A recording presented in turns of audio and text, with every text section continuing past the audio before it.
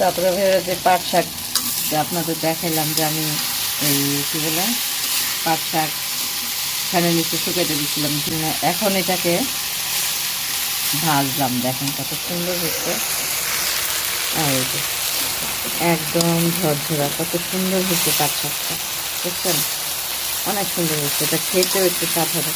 ও হালকা একটু লবণ দিতে হবে। আমি বলছিলাম যে লবণ আমার তেমন একটা মনে থাকে না, হালকা একটু লবণ দিয়ে নিলাম। লবণ দিচ্ছি এর আগে একটু, তার একটু দিয়ে নিলাম।